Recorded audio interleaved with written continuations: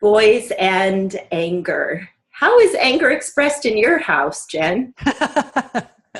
Oh, we have had everything from dramatic outbursts that include yelling, screaming, hitting, throwing of things, kicking of things, breaking kitchen chairs, tears, you name it, we've had it.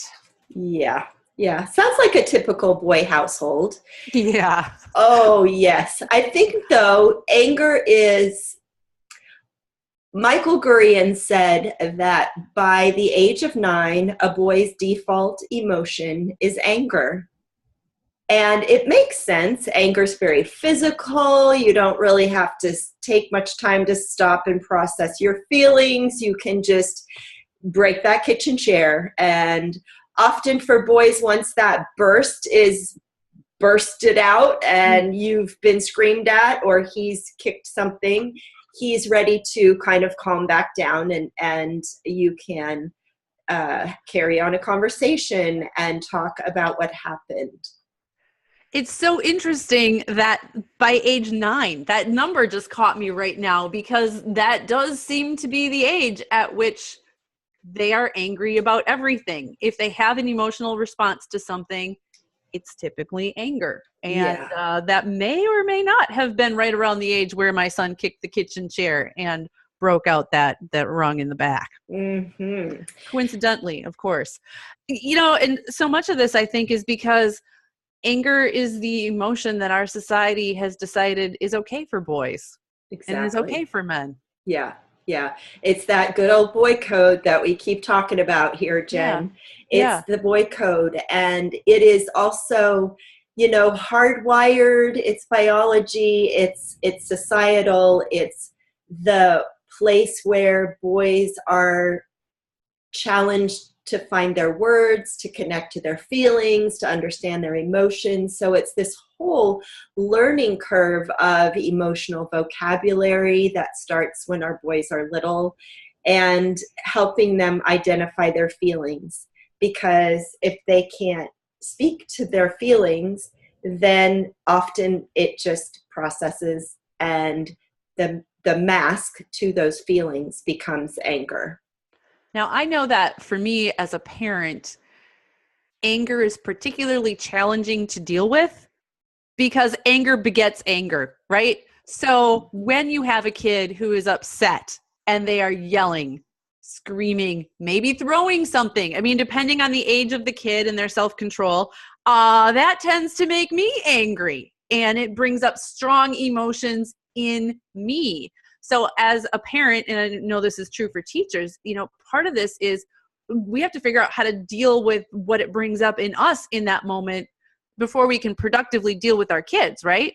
Absolutely. And so it does really help to spend some time thinking about, writing about, talking about anger, how anger was expressed in your family of origin. Were Uh, you allowed to express anger as a child? Was your dad yelling at your mom when you were a child? How was anger handled? Because as a culture, we tend to shy away and we don't want to face this big, huge, scary emotion, especially as your boy gets bigger and stronger than you. It's really scary. yeah. Yet anger is simply another emotion. It's another crayon in the crayon box. It's another cloud in the sky.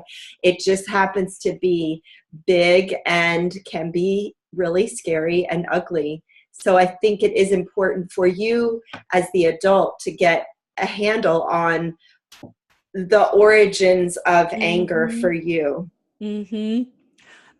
It's a really thoughtful point, and it's one that it takes time. And I think we parents need to be a little kinder to ourselves sometimes because we did have these experiences growing up. We had these experiences with our family, and this is just sort of an innate pattern, right?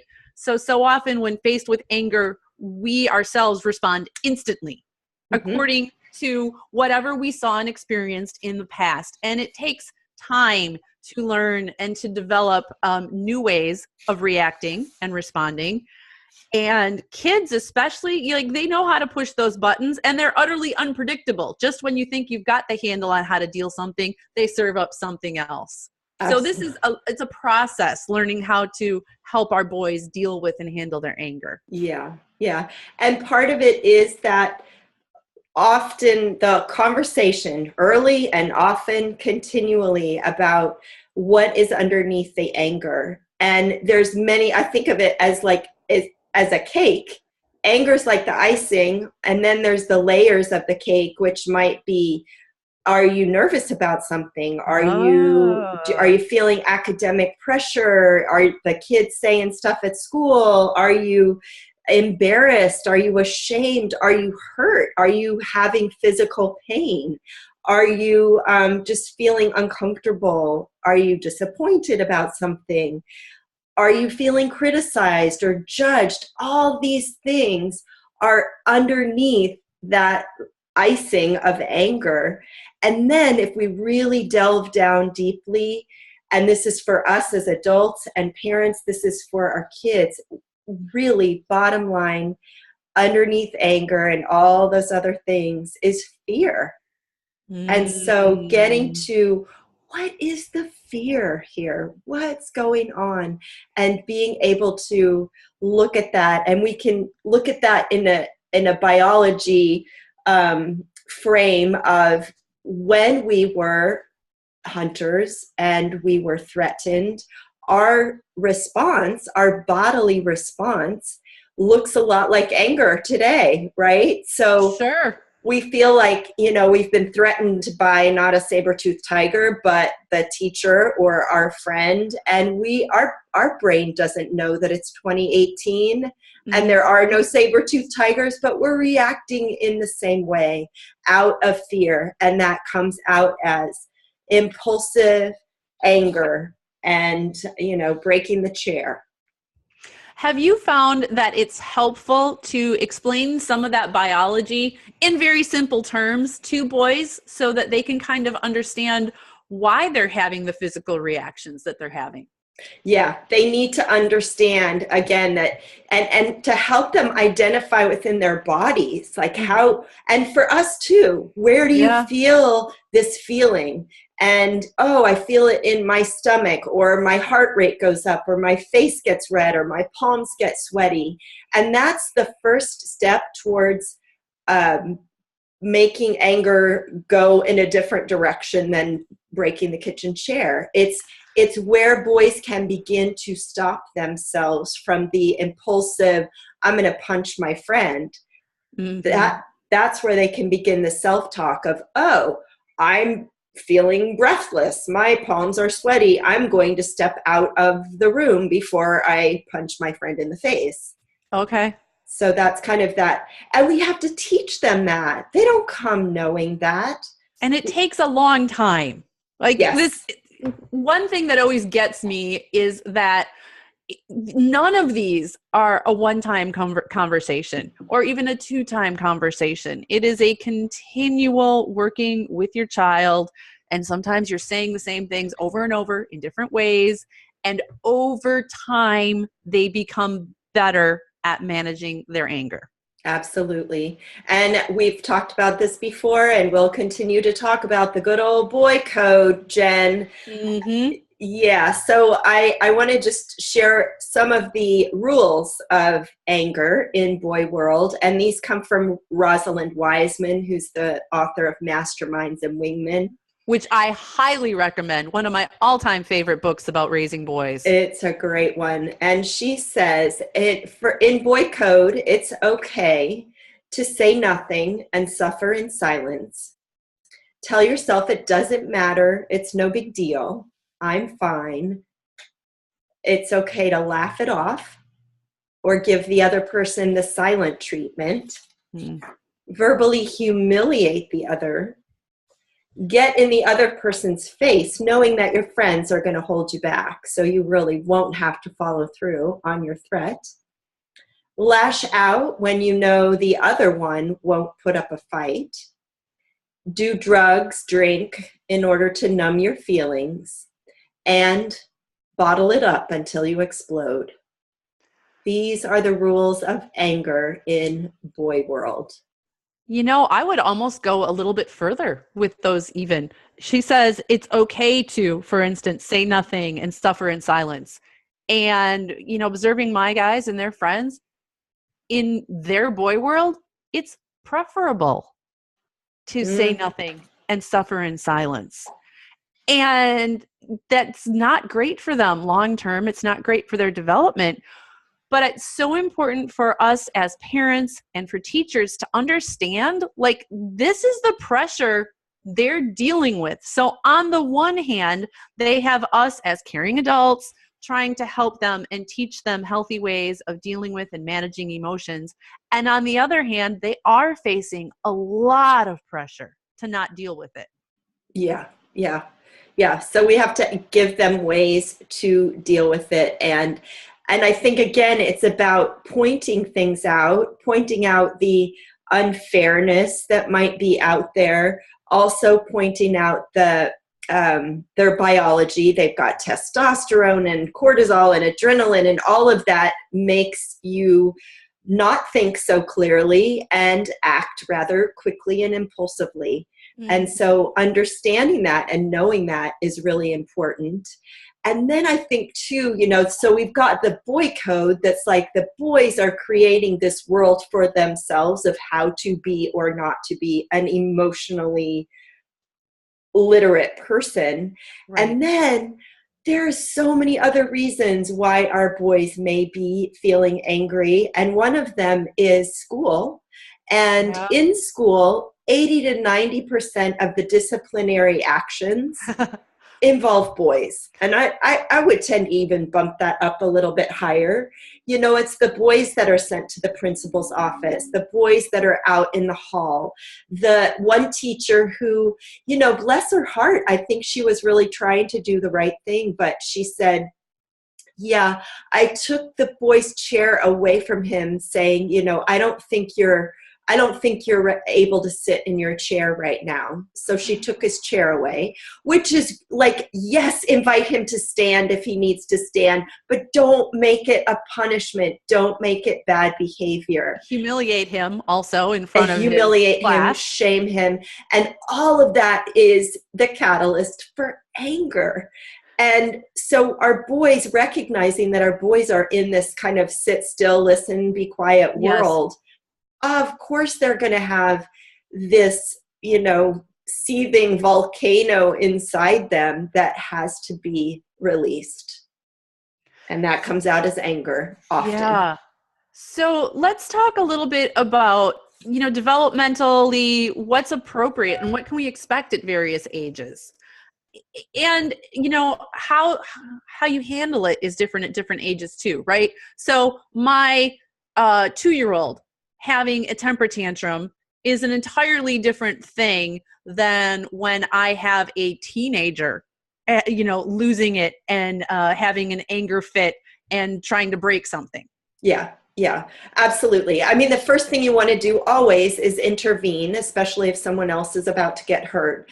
But Mhm. the rules of healthy anger expression are you may not hurt yourself, you may not hurt others, and you may not hurt property. So you begin with that 2-year-old to help him learn the rules. And then it is, an emotion is energy in motion, and anger happens to be big energy. So you have to make it okay for him to release that energy and give him ways to do that that are acceptable. And Right. um, a mom asked me, well, is it okay to have a punching bag? Absolutely. Show him the right way for the anger to get out of his body. Mm-hmm. Mm-hmm. It's funny you should say that. One of my guys, when he was about 12, we were at a Goodwill, just looking around, and he found a blow up punching bag and he bought it. It was like $1.99, and it was his money. If you want to buy this thing, whatever, brought it home, blew it up. It worked. And that thing got so much use in my house. And he ended up saying, this is the best $1.99 I ever spent. And Yeah. and Yeah. that was an example where sometimes we can follow their lead. Intuitively, sometimes they know what they need. Yeah. I would not have thought to buy that for them, but Hmm. it got a lot of use. Yeah. Yeah. And, we often confuse anger, then we worry about violence, and is my Yes. kid going to grow up and be that kid and that man? And I love this quote by a psychologist who said, violence is not hardwired into boys. Violence is taught. Aggression is hardwired. So they are hardwired for aggression. That's that testosterone. And I think for women, it may be easier to use the word assertive instead of aggressive, that it might be a little more palatable. But in Roman culture, in Roman times, a soldier's anger was actually part of his sacred energy. And anger was encouraged Ah. so that he would be more aggressive, not more violent, more aggressive in battle. While, and this is the part we're missing, Jen, at the same time, the Roman culture initiated boys into manhood by elders and Ah. teachers who taught him where and when anger was appropriately expressed. Yeah, that is such an important part that is so often missing. And it's because so many of us are still working on learning how to deal with anger Yeah, productively. It's yeah, very hard for the adults to mentor the children when we're still working out our own issues. yeah. It can be challenging, but the effort is so worthwhile. We have to. And another aspect of this, and we could go on for hours about this, but another aspect of this is competition. And one man told me, birth made us brothers, competition made us friends. That element of competition in a boy's world is so important. And it is a place where they can express some of their anger in a healthy way. And it is a place where that energy, that explosiveness, the tension that our boys feel in their bodies can be expressed. And yet, what are the messages they get at school? And, it's not okay. Sports is great, but otherwise, it's not okay to be competitive because Yeah. everyone's a winner. My kids were just going off about that last night, about how stupid they think that is and how they think that that has been damaging to kids. And part of the reason for kids' apathy in school and in so many things. And it was an interesting conversation to overhear my teenage boys having that conversation. Fascinating. Yeah. Yeah. I would love to be a mouse in the corner at your house, Jen. Sometimes you would love to be a mouse in the corner. When it is anger and it is two of them going after each other, that's not when you want to be in the room. Okay. Sometimes there's room for letting them kind of just work through it on their own, isn't there? With anger, giving them the space to work through it on their own. Yes. On their own with each other, you mean, or on their own? Both, actually. I mean, I'm thinking about it. My second son, he has always been a person to kind of figure things out on his own. He wants to have his own space. So when he gets angry, he may well have a blow up, and those have changed over the years, right? I mean, he can control himself now at 17 in a way he couldn't when he was, 4. But inevitably, when he gets really upset about something, he will go out the door and he will go somewhere and he will go do something physical on his own. When he was little, sometimes it would be climbing to the top of this really tall tree in the backyard, which made me very nervous. One time it was taking his bike and going for a really long bike ride. A couple times it's been going to a park nearby and doing stuff like that's just, he figured out how to burn off that energy and work through it on his own. And I've learned I have to give him that space. Trying to get him to talk about it before he's done that is pointless. No. And that's our ever so female approach, which makes boys even angrier. And so to help a boy recognize what his strategy is for managing anger, which is for him, it's, get out and do something physical. For other boys, it might be, I am going to my room, I'm closing the door and turning up my music because I need to tune you out. But to honor and recognize that males, boys and men, have different ways of experiencing their feelings, processing their feelings. It is not the female way of let's talk about it. Yeah. No. But ultimately, what we want is to be able to help him choose how to respond to a situation mindfully rather than react. So teaching him how to respond rather than react. And I know our listeners are like, just tell me what to do in the moment. Just tell me what to do. So some really practical tips in the moment, whether he's that 2-year-old having a tantrum or your 12-year-old or your 18-year-old or your 45-year-old. It's really important to intervene quickly and acknowledge what's going on. For the little one, it's, wow, you don't like it when your blockhouse gets knocked down, and give him the words and the intonation, that big energy expression, so that he can connect with it and identify it. And we're not just trying to make him be quiet. So keep your energy level should sort of mirror his energy level. Exactly. Yeah. And then a simple sentence that can de-escalate anger so quickly is, I'd be angry too. And then stop really talking. Yeah. I'd be so mad about that too. And how lovely that is, just to know that somebody else gets it. And then having an angry place, help him come up with, what do you need to do? Your oldest boy, I need to go to the park and run. I want a pit of foam and cardboard that I can bash around in. Whatever it might be, that there's an angry corner that he can go to. Mm-hmm. Make sure always that he has opportunity for physical contact, roughhousing, wrestling, rolling around, whatever he wants. Just getting that physical contact out all the time is really, really important. And, let him feel his anger. Let him feel the resolve of his anger as well, so that he knows, yeah, I'm really heated right now. I'm going to do X, Y, and Z. And then I can feel the relief and that resolve of that particular emotion. And that builds his resiliency as well. And what about,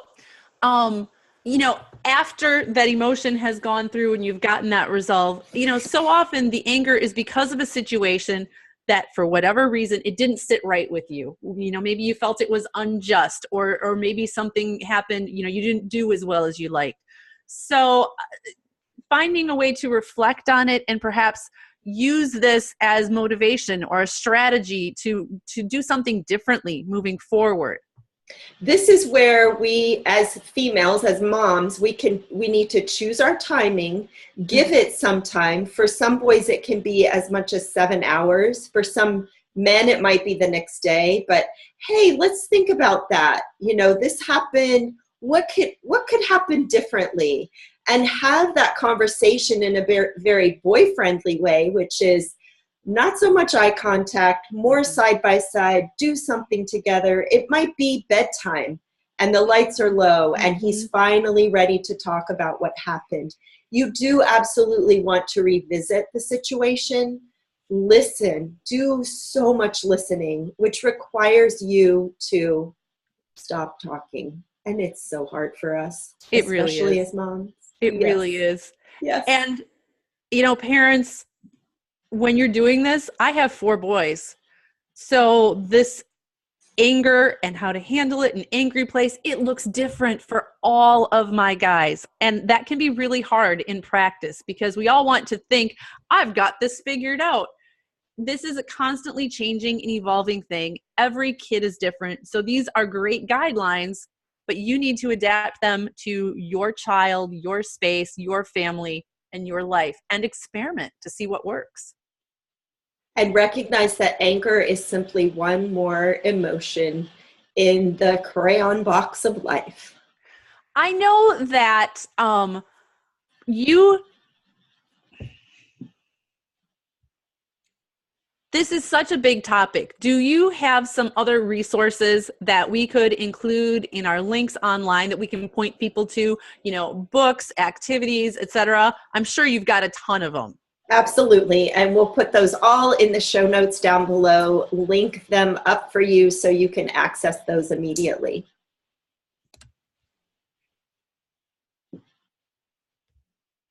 Thanks for joining us.